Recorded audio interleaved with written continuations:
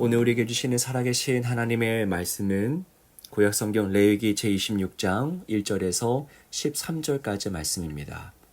이 말씀 가운데 11절에서 13절까지 말씀만 함께 읽도록 하겠습니다.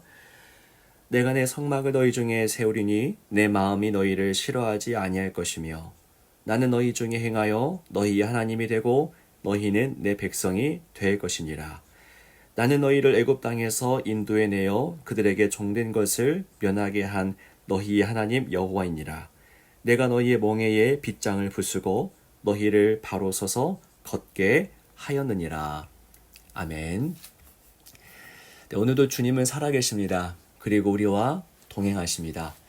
이 시간 주시는 이 말씀 속에서 빛나는 하나님의 영광으로 인해서 우리가 기뻐하고 즐거워할 수 있기를 원합니다. 하나님은 우리가 하나님 때문에 기뻐할 때 영광 받으시는 분입니다. 우리는 새벽마다 레위기를 지금 묵상하고 있습니다. 레위기는 대개 성경의 다른 책들에 비해 관심을 덜 받는 책이지 않습니까? 사실이 그런 것 같습니다. 많은 분들께서 성경을 통독하다가 레위기에서 실패하고 말았다는 이야기도 심심치 않게 하십니다. 하지만 저희가 함께 레위기를 천천히 읽고 묵상하다 보니 이 책이야말로 하나님의 마음이 담긴 책, 주님의 은혜를 만끽할 수 있는 책임을 깨닫게 되지 않습니까? 레위기는 바로 그런 책입니다. 자, 오늘 읽은 본문 속에서도 하나님의 마음과 은혜를 함께 이 시간 발견하게 되기를 원합니다. 오늘 본문에는 레위기 전체의 핵심, 아니 더 나아가서 하나님께서 이스라엘을 부르시고 출애굽시키시고 또 가나안 땅으로 인도하시는 목적이 기록되어 있습니다. 가장 중요한 레위기 핵심이 오늘 본문에 담겨 있다라고 생각이 됩니다. 오늘 말씀 바로 11절과 12절 말씀인데요. 그 말씀을 제가 한번 읽어드리겠습니다. 내가 내 성막을 너희 중에 세우리니 내 마음이 너희를 싫어하지 아니할 것이며 나는 너희 중에 행하여 너희의 하나님이 되고 너희는 내 백성이 될 것이니라. 네, 바로 이 부분입니다. 하나님께서 자신의 성막을 바로 이스라엘 중에 세우신다고 하죠. 성막을 세우십니다. 여러분, 성막을 왜 세우십니까? 성막을 세우시는 목적이 무엇입니까? 성막은 여러분 하나님의 임재의 상징이죠. 어떤 상징입니까? 하나님의 임재의 상징. 상징일 뿐만 아니라 실제 하나님은 그 성막을 통해서 이스라엘 가운데 임재하셨습니다. 성막을 세우신다고 하는 것은 하나님께서 이스라엘 가운데 실제로 거하시겠다라는 의미죠. 이 사실이 12절에서 선포되고 있습니다. 나는 너희 중에 행하여, 너희 중에 행한다라고 말씀하십니다. 여러분, 우리가 어떤 사건이나 어떤 이론이나 어떤 책을 이해할 때에 결국 핵심적인 본질을 깨달으면 그 모든 것들이 눈에 훤히 보이는 법입니다. 모든 것이 깨어지게 되죠. 하지만 그 핵심을 놓치게 되면 아무것도 파악되지 않고 변죽만 울리게 됩니다. 여러분, 레위기의 핵심은 무엇입니까? 하나님이 이스라엘 가운데 거하시려 하니 이스라엘은 그의 합당한 백성이 되어야 한다라는 겁니다. 여기에 두 가지가 포함되어 있죠. 하나님께서 거하신다는 사실과 그리고 하나님이 거하실 수 있도록 이스라엘이 준비되어야 한다는 사실. 이 두 가지가 포함되어 있습니다. 하나님의 거하심과 이스라엘의 준비됨. 이 두 가지입니다. 여러분, 거룩하신 하나님이 거하시니 이스라엘 역시 그의 부합한 거룩을 갖추어야 합니다. 하나님이 거하시니 이스라엘은 종교적으로, 윤리적으로 거룩한 백성이 되어야 했던 것이죠. 그게 레위기 전체가 말하고자 하는 내용입니다. 하나님의 거룩함과 이스라엘의 거룩함이죠. 여러분, 왜 레위기에 그토록 세세한 율법 조항들이 기록되어 있는 것입니까? 자, 우리가 읽기 어려울 정도로 우리와 동떨어져 보이는 이야기들이 너무나 많지 않습니까? 왜 그런 율법 조항들이 기록되어 있는 것일까요?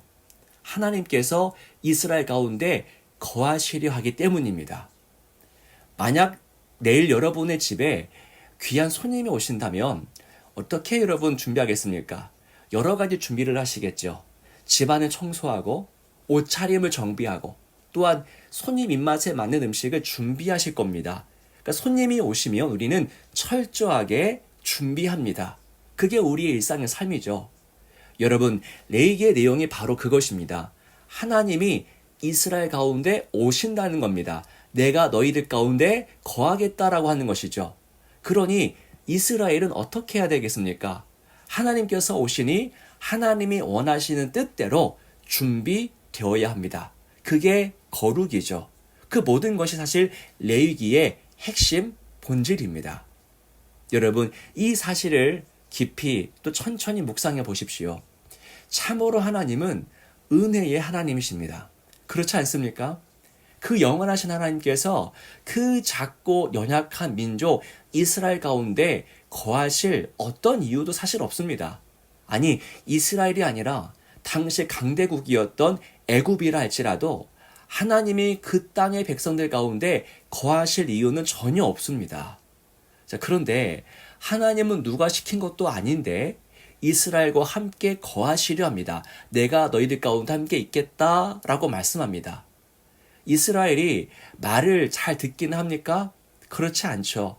출애굽 과정에서나 광야에서나 이스라엘은 툭하면 불순종하고 툭하면 절망했습니다.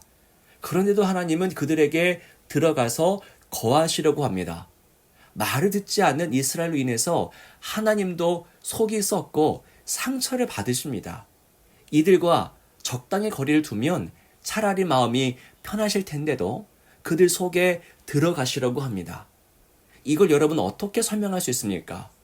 그들과 함께 한다고 해서 얻는 게 전혀 없는데도 왜 하나님은 이들 속으로 들어가서 함께 거하시려 하는 것입니까? 왜일까요? 바로 사랑입니다. 사랑밖에는 설명할 길이 없습니다. 얻을 게 없는데 오히려 손해보는데 왜 들어가십니까? 사랑 때문입니다. 광야 한복판에서 하나님은 이들과 함께 하시고자 무엇을 지으라 명령하셨습니까? 바로 성막입니다. 성막을 지어라. 내가 너희들과 함께 거하겠다. 그게 레위기의 말씀이죠. 그런데 하나님께서 계획하신 때가 이르렀을 때에 하나님은 이제 성막이 아니라 어떤 모습으로 다가오십니까? 바로 인간의 모습으로 우리 가운데 거하셨던 겁니다. 자, 요한복음 1장 14절 말씀입니다. 말씀이 육신이 되어 우리 가운데 거하심에 우리가 그의 영광을 보니 아버지의 독생자 영광이요 은혜와 진리가 충만하더라. 여러분, 오래전에 그 광야 땅에서 하나님이 그들과 함께 하시고자 했을 때에 성막을 만들어 하셨습니다. 그런데 때가 되었을 때에 하나님은 이제 직접 이 땅에 육신의 모습으로 내려오십니다. 여러분, 놀랍게도 방금 읽었던 그 요한복음 1장 14절에 우리 가운데 거하심에 여기에서요 거하다라고 하는 말이 문자적으로 보면은 장막을 치다라고 하는 의미입니다. 장막을 치다. 그러니까 말씀이 육신이 되어 우리 가운데 장막을 치다라는 것이 아주 정확한 번역인 것이죠. 여러분, 광야에서 장막, 성막을 치라 말씀하신 하나님은요 2000년 전에 이 현실 속에 들어오셔서 스스로 장막을 치셨습니다. 인간이 장막을 만든 게 아니라 하나님이 직접 장막을 만드신 겁니다. 장막이 되어서 우리 가운데 온 것이죠. 하나님이 지으신 진정한 장막, 그게 바로 누구입니까? 예수 그리스도입니다. 이제 인간이 만든 장막이 아니라 하나님이 직접 되어주신 장막이 우리 가운데 거하시는 겁니다. 사랑하는 여러분, 광야에서 하나님의 성막을 통해서 이스라엘 가운데 거하셨다면 이제는 예수 그리스도를 통해 우리 가운데 거하십니다. 하나님은 예수를 통해 우리와 함께 하시려는 그림을 그리고 계셨고요.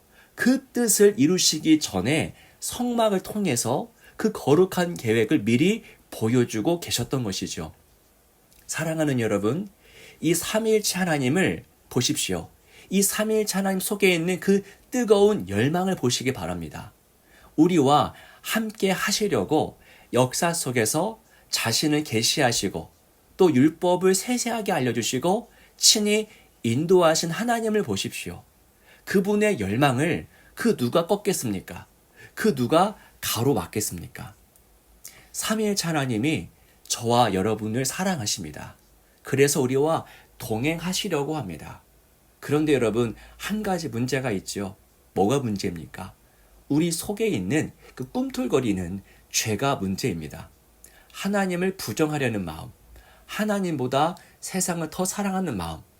오늘 본문 1절에 너희는 자기를 위하여 우상을 만들지 말라라고 하지 않습니까? 우상을 거론하십니다. 왜 갑자기 우상에 대한 말씀이 나올까요? 하나님이 아닌 다른 존재를 더욱 신뢰하는 그 마음을 하나님 말씀하시는 겁니다. 그 우상 숭배, 그 죄를 먼저 처단하라 라는 것이죠. 죄가 있는 곳에 어떻게 하나님이 거하시겠습니까? 하지만 다행인 것은 그 죄 역시도 하나님께서 제거해 주신다는 것입니다. 예수를 바라보십시오. 그분을 신뢰함으로 죄사함의 은혜를 누리십시오. 그리고 하나님께서 함께 하시는 그 임마누엘 은혜를 또한 누리시기 바랍니다. 여러분, 하나님께서 지금 여러분 가운데 거하시길 원합니다.